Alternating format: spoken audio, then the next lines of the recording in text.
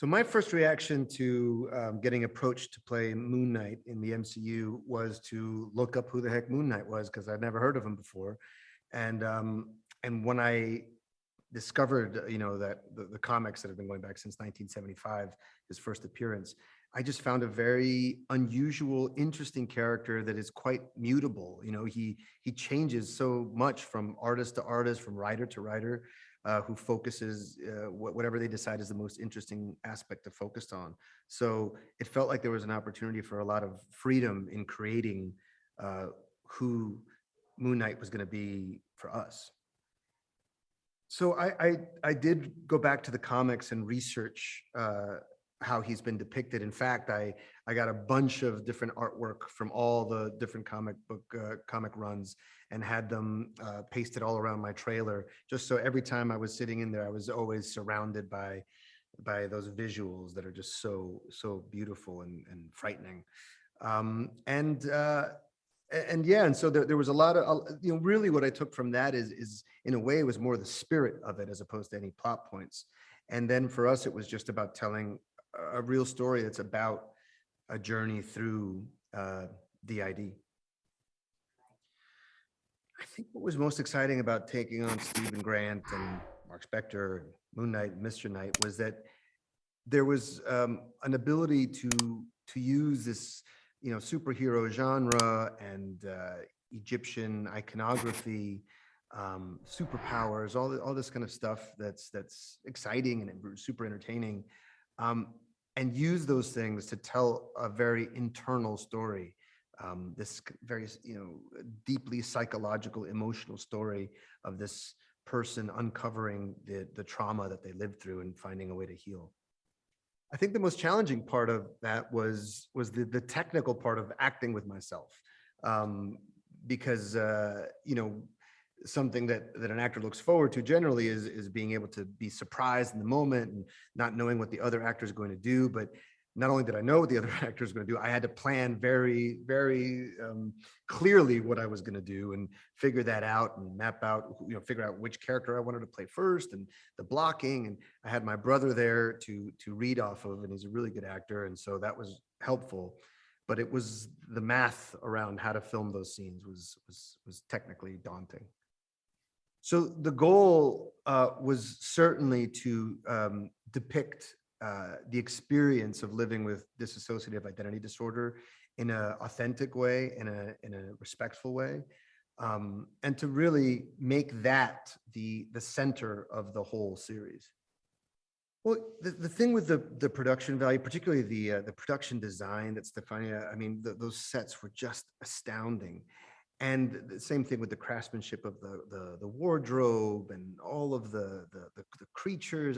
Every aspect of it was just so astounding. And for me, what it was inspiration. It was inspiring for me to see people putting all of their skill and passion into creating something that had meaning.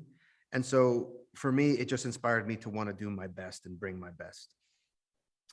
Yes, so my experience with Mohamed Diab and Justin Benson and Aaron Moorhead, it was just a real collaborative team. Something we would do is every Sunday while we were even shooting, we would all have brunch together with the actors, with the writers, our wonderful producer, Grant Curtis, and we would talk through the episodes, we would talk through the scenes, we'd brainstorm, we'd all just get on the same page creatively of what is this story that we're telling. It was really the collective imagination.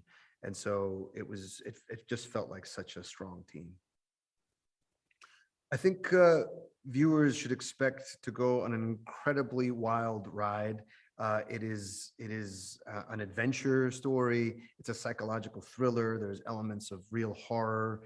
And at the core of it is this real deeply felt emotional journey of what it is to survive abuse and trauma and to heal from it. When I was first approached about this, the immediate thing that attracted me to playing the part was Oscar. To be honest, I'm an actor first, and I like other actors. and feeling his passion and his enthusiasm for what he wanted to do with this. And I knew what a big dare it was. I mean, it's like jumping off a high dive to play a new superhero in one of these giant shows. And to play such a complicated character, I liked the way that he was thinking and talking about it. And that made me want to do it. It's like joining a band. Well, that's the big trick about playing a villain is you really, I don't think you can play a villain. You have to see them as I played a Saint Arthur Harrow, he was here to heal the world. Come with me, brothers and sisters. We can do it together. So if you think of him as a villain, then you start mustache twirling and being diabolical or crazy, and that's less interesting to me. Well, like a lot of cult leaders, megalomaniacs, whatever, I think his motivation is at first entirely altruistic and idealistic. I think he genuinely believes that the world will be better because of his actions. And he justifies any means to his end. And that's where madness lies. In my mind, I really wanted the costume to remind you of a monk. I saw him as a true spiritual practitioner. He is dedicated to this crocodile goddess. He is serious in his commitment to her, the way that you might imagine the follower of any major of religions, a monk at the highest order, full of all the strange secrets that those spiritualists have and secret communions with the divine, at least that he believes he has. And I think that's what I just wanted from the hair and the whole costume, is just some kind of otherworldly monk. Listen, here's the truth is that when you have to walk inside the tomb of Alexander the Great, and it looks like the tomb of Alexander the Great. I mean, people should pay money to go to these sets. These sets are better than any museum I've ever been to. They went through such lengths to copy real tombs and to have the walls hand painted and have the color blue be exactly right. These people it was unbelievable to watch them work. And I always felt like if you can't act on that set, then you can't act. Well, every project is only as good as its collaborators. And we were all really simply on Team Moon Knight. That was kind of wonderful about it. There was a certain round table aspect to this, meaning everybody's voice was heard, and it was the best idea wins kind of thing. Oscar was really passionate. We had some really brilliant people from Marvel writing this. We had these wonderful directors, but we knew we were sailing uncharted water and we needed each other's help. And so we tried to make it as good as we possibly could. The thing that I noticed immediately that is different about working for Marvel, I mean, it's common in independent film, but very uncommon when there's a lot of money at play, which is that they love actors. There's a tremendous support for what actors do. They've had real success with actors in the past, and I think they've had it by giving them freedom. I was really impressed and surprised at what a long leash we had. We had to work inside this world that they've built, but inside that world, it was going to be as good as you could imagine. The thing that's special about Moon Knight, to me anyway, is that you've got a story of a broken person, and that this superhero's journey is actually about him learning to accept all the different aspects of himself. And once he does that, he becomes really powerful. And, if you're at war with yourself, you're broken and you can't do anything. But if you can harness and love all the different aspects of yourself, as the Moon Knight does, then look out. If I had to describe Moon Knight in one word, it would be Moon Knight, because that tells you everything you need to know. When I found out that I got cast in this project, I had just done my chemistry read a few days earlier with Oscar and was waiting patiently. And my manager was like, "Have you heard anything?" And I was like, "No." And then she's like, "Well, I have." And I was like, "What?" And she's like, "You got it." And we both cried. It was a lot of fun. the reason I wanted to play Layla, well, I didn't actually get a lot of information about her prior to like booking, or even after booking it. It took some time before the information started to trickle in, but was that mainly that she is Egyptian, and as an Egyptian person who also loves Marvel, that was like an obvious yes. My approach to working with Stephen and Mark, seeing as they're like the same person but two different people, was really, it was working off of Oscar, because he was able to really understand the characters and almost like become them. Then his whole physicality would change, and it wasn't actually a lot of work on my part. I would just work off of him. So it's really a testament to him. The parts of Layla that I admire are how resilient she is, and how she, if she knows she needs to do something, she just goes after it. There isn't like all this like thinking and uncertainty. And that's something that I hope to take more from her. And then there's the places that we are quite similar. We're both vulnerable and passionate people who like are, who fight for the people, I want to say. It was extremely, working with Oscar Isaac and Ethan Hawke was extremely intimidating at first. They've had so much experience, and I really wanted to do the role justice. So I was scared at first, but then they were really good at empowering me and not only pushing me to take space, but I was able to watch them and see how they did it. And so they ended up being these teachers for me on this project. The detailed sets were like a luxury as an actor, and informed my acting, because I was able to just work off all these elements that I wouldn't have been able to imagine had they not been there. So that's a gift. And also it's like a testament to the to our set designer Stefania, and how much love she puts into her work, and it, you know, gives us that permission to want to put just as much work. Working with the directors was so fun. I've never worked, well, I don't know, I've worked on a project with like different directors, but this felt different. This was like we had all sat together to go over each episode. Like each episode got 6 hours, and we would sit together at a round table and just go through the whole structure, just to make sure we were all on the same page. And it felt like we were kind of one mind moving through it. And what I loved about Mohamed Diab is he has this kind of like flowy way of doing things, and these ideas come to him and in the spur of the moment, and he like throw them on you, and it's scary, but then it's fun. And then Aaron and Justin are a bit more technical, and I'll always remember there are a few moments they'd come to me and be like, can you like experience what you're experiencing more on like this word or this line? And I'm like, okay, you know, I'll try anything. And then it would actually change the whole chemistry of the scene. And it really freed me up as an actor to know I can fully trust them, all of them.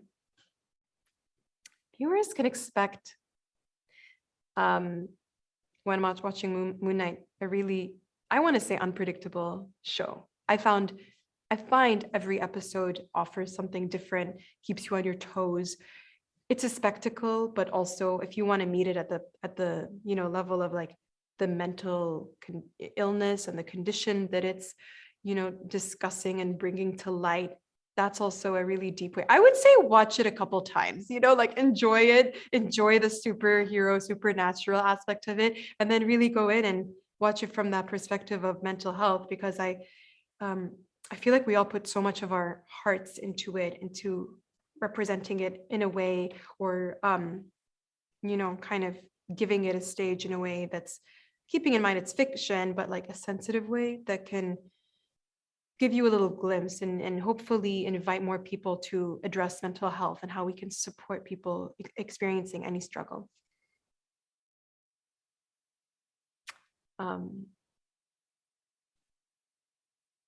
This is hard. If I could describe Moon Knight in one word, I feel like tomorrow I'm definitely going to think of like 50 other words I could have said. But I want to say it's very like, it's really like mystical in a way. And that might not be the thing that like stands out, but it involves so much fine detail and like so much beyond what's being shown. Yeah, I don't know. It just came to me. You know, I think what excited Marvel Studios about making Moon Knight was truly looking back at all the years and quite honestly decades of storytelling that Moon Knight had been a part of. If you look at his origin story, which we first find Moon Knight in Werewolf by Night in 1975. And after that, he was so popular, he bounced around in various Marvel IP for 5 years until 1980. He got his own comic. So you're looking at years and decades of storytelling.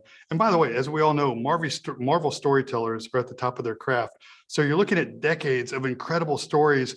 And really, it wasn't of like, what are we going to choose? It's like, what do we not choose? And so I think that was really when we looked at why do we tell Moon Knight now and how do we do it? We really just sifted through, 50 years, give or take, of incredible storytelling, picked the tones and the themes that were popular for so long. I mean, some of those tones and themes, as you can imagine, you look at the globe-trotting action adventure aspects of the Moon Knight origin story. It's very Egyptology centric. On the page, Moon Knight, things go bump in the night. Things are spookier. You're also dealing with a very complex character that has mental health issues. Marc Spector has dissociative identity disorder. You're also dealing with an IP tonally that's very humorous at times. So you look at all of those, and it wasn't one particular storyline that we thought, okay, it's now time to launch this particular storyline. It's time to launch this character with these incredible tones. And really what dovetailed into it nicely is obviously the Disney Plus platform, having more than 2 hours, having 2 hours plus, whether it's 3 episodes, 4 episodes, 5 episodes, 6 episodes. This is such a complex character that we realized we needed that broader canvas that Disney Plus was able to afford us. And that's what was great about making it as a series and not just a movie. Well, we consciously did not try to fit him into the Marvel Cinematic Universe or keep him out of it. We really looked at what was the best story to tell for Marc Spector and Stephen Grant and Moon Knight as they are taking on their earthly duties to be this Egyptian god Khonshu's earthly avatar. And so that was really what we looked at when we started talking about the series and what we wanted to bring to the table is what is the best character study to tell with Marc Spector and Stephen Grant? Well, the first part I can answer, from, when we were looking at what are the aspects of Moon Knight that we wanted to bring to the table to launch this character. One thing that we were looking at very early on, and our head writer, Jeremy Slater, we'd been in the writer's room for a couple of weeks, and we had a lot of stories and storylines that were really exciting us, but we hadn't quite found it yet. And around that same time, I bumped into Kevin in the Marvel kitchen, and he was asking me how it was going and what we were dealing with and the different aspects and different storylines we were coming up with. And he loved what he was hearing. But he also said, he said, I vividly remember being in Brooklyn as a kid and my parents putting me on a train to Manhattan and standing in line that wrapped around the block to wait and get into the latest Egyptian art exhibit that was traveling through the country. And he said, if we can pull that excitement that he felt on that day, the Egyptology aspect of it all, the art and the architecture that we still can't figure out how they did it to this day, but it absolutely mesmerizes us and intrigues us. If we can infuse that into an Indiana Jones-esque global adventure, he said, then we've got a series. And that was really what took off and lit our fires from that day forward. And that's really how the series came about that you'll see starting March 30th. Our antagonist is Ethan Hawke, who plays Arthur Harrow. And the wonderful thing about Ethan Hawke, and I've heard him tell various stories about what he brought to the character and his particular point of view. But one thing that I thought was extremely interesting in his answer is, he was always talking about, I can make a case that Arthur Harrow is the protagonist of this series. I can also make a case that he's that he's the antagonist of this series. And that side of the line that you never know where Arthur Harrow is walking on, I think is what kept the audiences always guessing with what he was, bringing to the table as he confronted Marc Spector. And so that rich character that you never quite know who you're dealing with, I think is what makes this series interesting. You've got two actors at the top of their games playing very complex characters that could tilt one way or the other at any moment. And that's why we have a very complex, intriguing series. Well, our main Egyptian god, as you know from the IP, is Khonshu. And historically, he's the Egyptian god of the moon, and he is supposed to protect the travelers of the night. Over the years, he's taken on the additional moniker of being the god of vengeance, which he bestowed upon himself. That was not what any of the other Egyptian gods bestowed upon him. So Khonshu plays a very central aspect to Marc Spector's life. Marc Spector is his earthly avatar, and he is supposed to do Khonshu's bidding.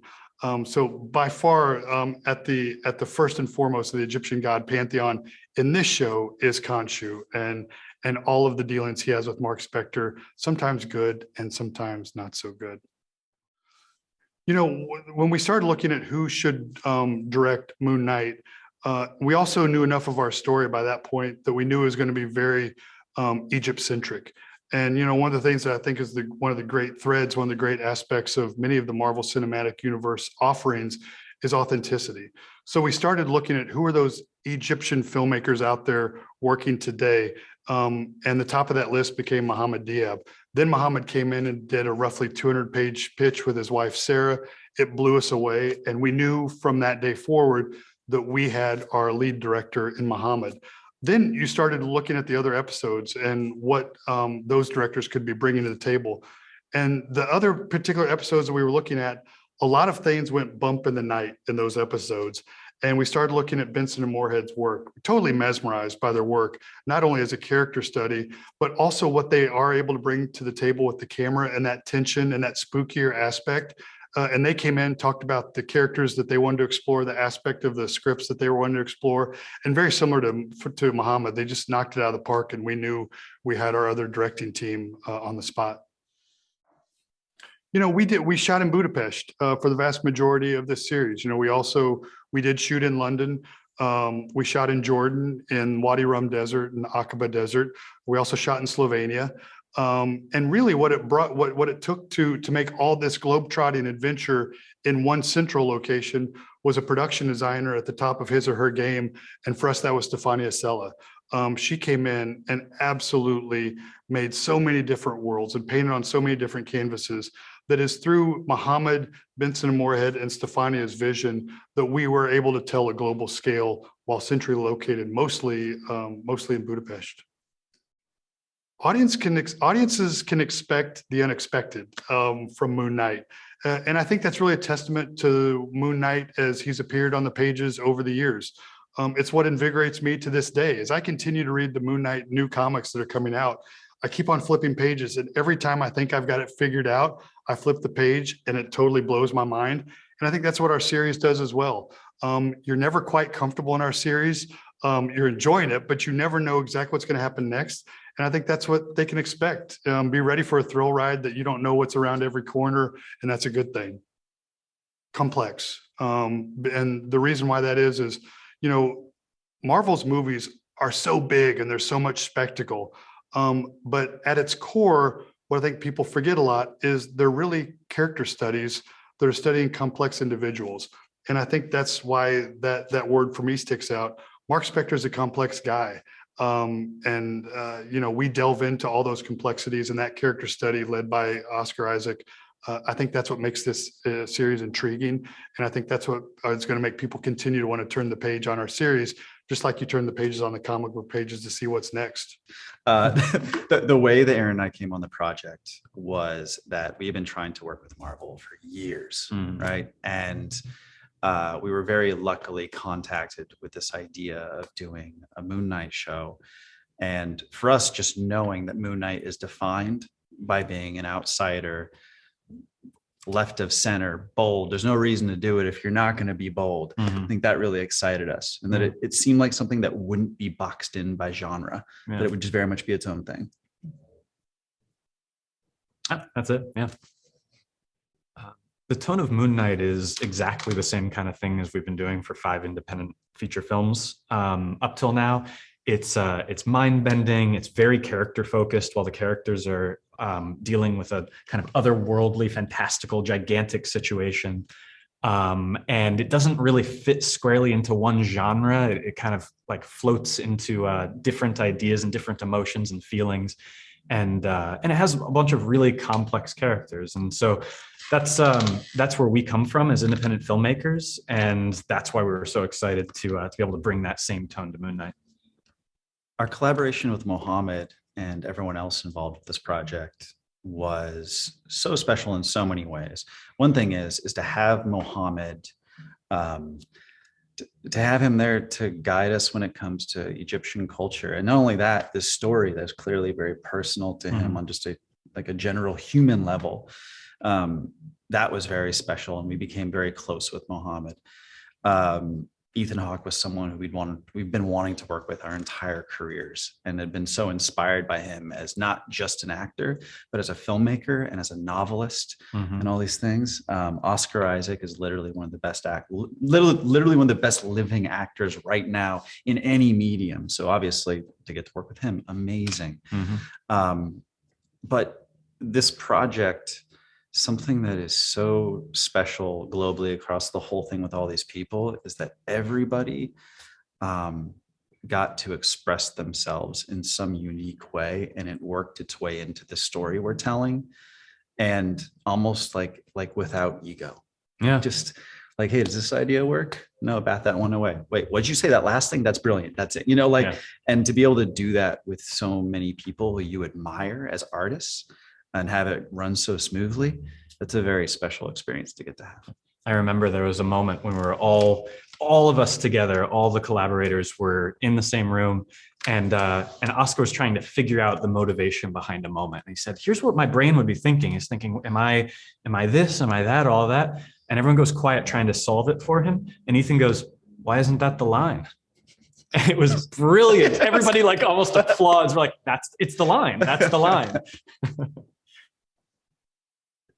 The thing that was probably most challenging about taking on Moon Knight is that it's a character that has so many decades of being defined by being an outsider, and people who very much identify with them and consider them big fans, also considering themselves maybe outsiders of sorts. That there's a reason why you pick that guy out of the whole pantheon of Marvel characters. Grant would say if there's 100, Marvel superheroes that people know, he's like number 75, something like that. Yeah.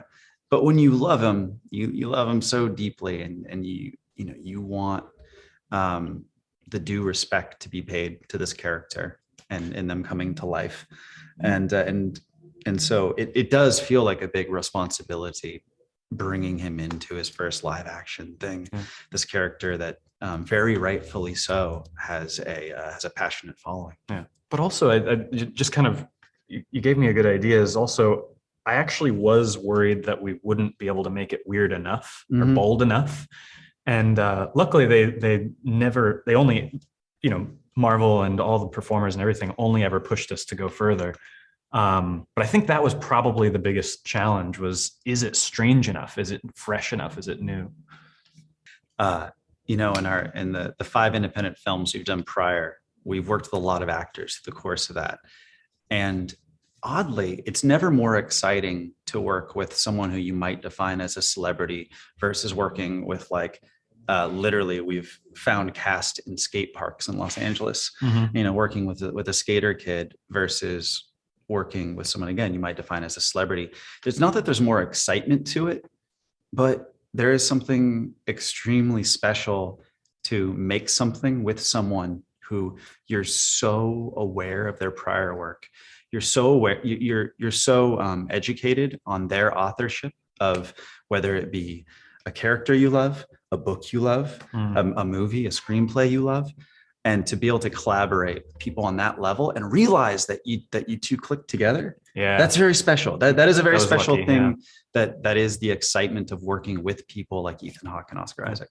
Also, I think working with people like Oscar, Ethan, and May, I think I learned more than I ever expected to as a director, but also as a human and as a performer. These are all a bunch of very good people. And so, you know, we were all living together in the same city, all away from home. And we became friends and learned so much about the craft, but also just about how to be. And that's something we'll take with us forever. Working with Marvel is not only what you think it is, it's better. And I'm not, there's nobody off camera holding a gun to make me say that.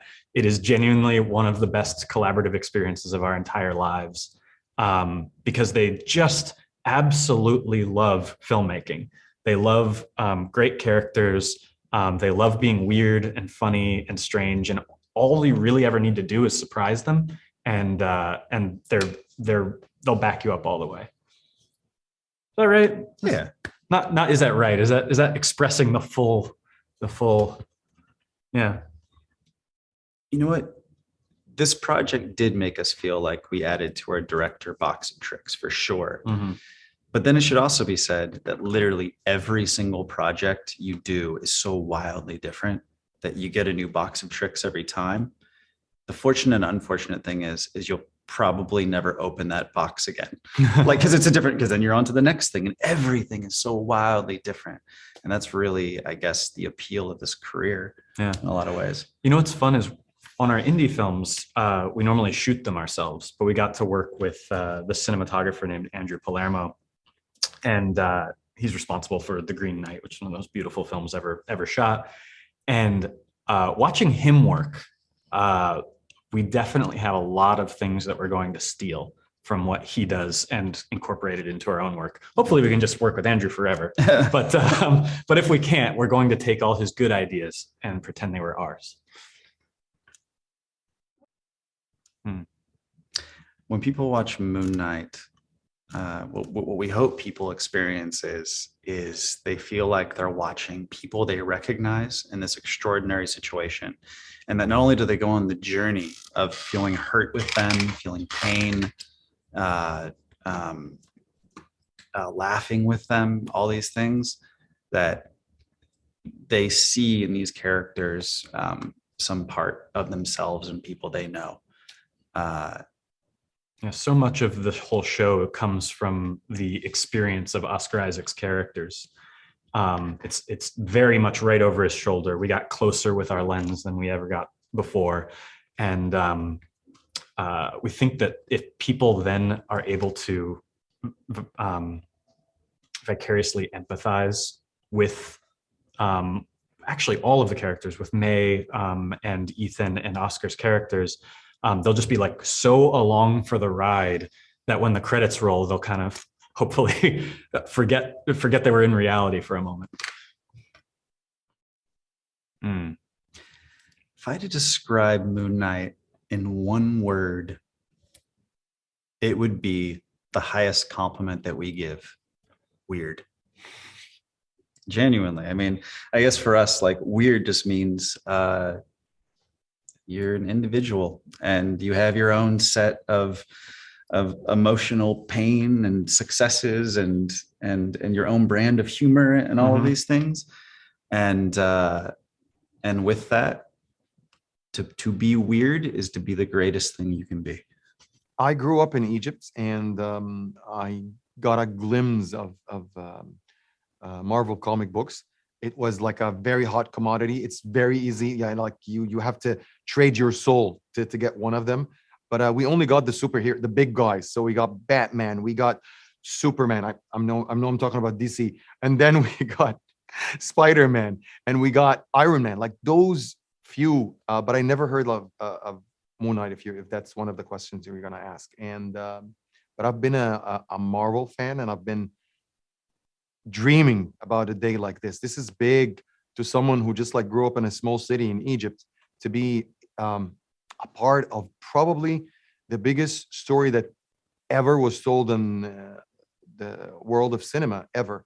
So to be a part of that and bring something of your own is an honor, and I'm really happy about it.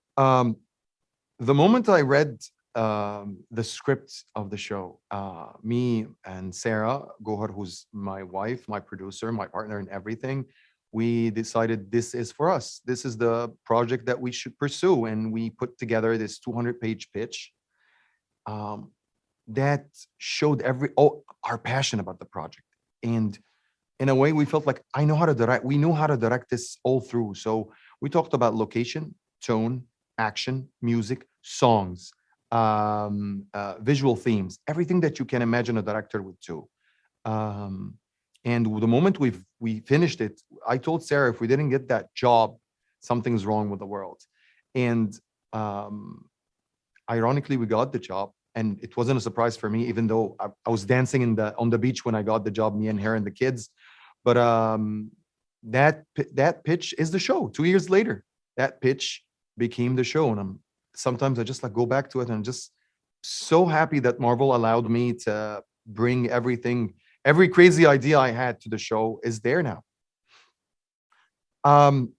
What I love about Moon Knight is that it's very hard for you to capture the tone. The tone is actually a mix of a lot of things. The show has comedy, the show has drama, very serious drama. The show has action and horror. And one of the hardest challenges for me as a director is how to blend them all together and still feel coherent. And it doesn't feel like bits and pieces of genres. And I think, I hope we succeeded doing that. But if you ask me what's like the pitch, I would say like this is Indiana Jones meets Fight Club. One of the most important things that drew me to the project was that takes place in current Egypt, and it talks about Egyptology. And I've been very keen onto how to depict that and how to share that with the world. It was very important. Every Egyptian sees himself portrayed in the world of cinema, always sees himself. We call it the Orientalist way of seeing us, which means seeing us as exotic, and women are submissive, men are bad, and all the tropes that you would think of. So it was very important for me to have something completely different. I would tell you that my mom is the strongest person in my household. That's why Layla, the character, is a strong woman. All my movies, the women are actually stronger than men. My wife is the one who's running the family. So all those tropes, it was very important to break them. Was very important to show Cairo as Cairo, because a lot of times it's not even shot in Cairo. And a lot of times you see it when it's shot in Cairo, it's shot in a way that shows us as just like a desert city, like the pyramids and the desert, and shows us very primitive, even though if you just like panned a little bit, Egypt is in the middle. The pyramids are in the middle of 20 million people, Cairo, one of the biggest cities in the world, so urban. A place that has skyscrapers, everything that you would imagine in an urban, huge city that doesn't sleep. All that was very important for me, and all that was in the pitch. And I would say that Moon Knight is a first step. And hopefully, if there's another iteration, or if I'm involved in anything Moon Knight more, I would actually push it even to do that more. Marvel was very supportive from the get-go. Layla herself wasn't completely Egyptian at the beginning, and they allowed us to make her Egyptian. They got us the expert. They got us Egyptologist. Anything Egyptian. I was like, Egypt, please. Anything Egyptian, I told them, they would push for it. We didn't shoot in Egypt, but they put a lot of effort and money into turning any place we shot into Egypt. And no one would see the show and think this is not Egypt today.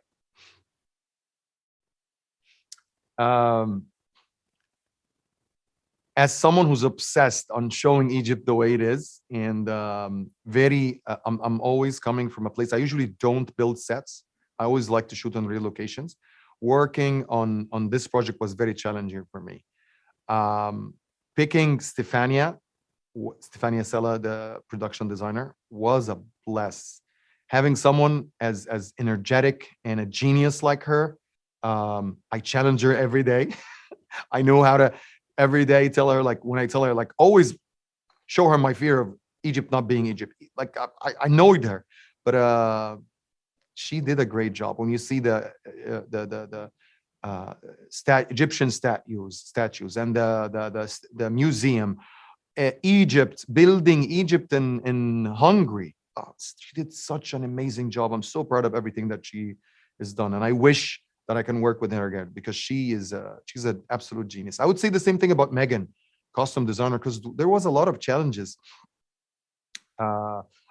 Lots of times when you see an Arab world, I know it all feels the same to someone from the West, but it's not. Even putting the veil, if you put it differently, you're from Syria. Putting differently, you're from Morocco. Put it differently, you're from Egypt. And each one of them is completely different culture. So Megan, Stefania, all my team, I don't want to forget anyone. Greg, the cinematographer, anyone who's saying that the show looks different, it's because of those great people. One of the things that really drew me to the show was portraying DID, which is dissociative identity disorder, previously known as multiple personality disorder. And I never get involved in a project unless I find the core, the anchor that makes me as a human being want to tell that story. So I can stay with that project for 2 or 3 years of my life, give everything, sacrifice family time, sacrifice everything in my life. Usually in my films, they're about intimate stuff that happened to me or something that I'm really attached to. So I had to find that in Moon Knight, and DID was the thing. Shedding some light on the people who live the life who have DID, seeing life through the disoriented as they live it. And that was a challenge as a director too. Putting in mind, even though Marvel provided us with the greatest advisors and we tried as much as we can to handle it with as much respect as we can, this is not an accurate depiction. This is in a fantastical world. There's supernatural elements to it. But I would say I learned through this journey a lot about DID. And I think the audience are going to learn just like me. And I'm really proud of that. And by the end of the show, people are going to understand, like, it's not just like as I thought before getting into the show that someone with DID would definitely have a hard life, but those blackouts and you can go on with your life. But no, even like the first episode, there's a scene when the Stephen is dating, and even the date has to go wrong because it's hard to sustain a life when you have DID. It's not easy. I was lucky that the 3 main actors in the show, Oscar Isaac, Ethan Hawke, and May Calamawy, are the people that usually wouldn't be associated with a project like this. In a way, just like me. So in a way, we were making our own independent movie. And the 3 of them are not here. Oscar just came from huge films, Star Wars, Dune, and X-Men. And Ethan, 35 years in the business, this is his first superhero film. He wanted to do something special. He wanted to prove that he's not here, not just because it's time. And definitely May presenting Egypt or the Egyptian character was something very important for her. So each one of them brought something to the table. They weren't just actors or someone who wanted figurines for them or being part of the Marvel universe. No. They were intellectual people. The story developed because of them. We had table reads. Each one of them was his character's best lawyer. And they were every day on the shoot, each one of them throws ideas and questions everything. And I think that's part of why we had actually not one. It's the least amount of additional photography in the history of Marvel, which is 4 days. I think because we tried our best and it worked to develop the show even before the end. Usually Marvel never lets the show. I don't think they try. They always try their best to make every show the best. So whatever the show needs, even if it's 100 days of additional photography, they're going to give it to them. So I'm proud that we only had 4. And I think because Marvel allowed us to develop as much as it's needed. And with those beautiful intellectual people, with the great writers, and with Sarah, my wife, who's a producer on the show, on board, that table really elevated the show. The best experience of my life, for sure, for me. And I would tell you that the reason I made Moon Knight was I identified with Stephen and Marc. I myself, I think in every human being, we have 2 things. We have the persona, the mask that we're showing people, and the real you inside of you. And your journey through life is to try to make those two people live together. And that's exactly Mark and Steven's journey. And that's exactly what they're learning. And that's exactly anyone who's watching the show should learn from the show.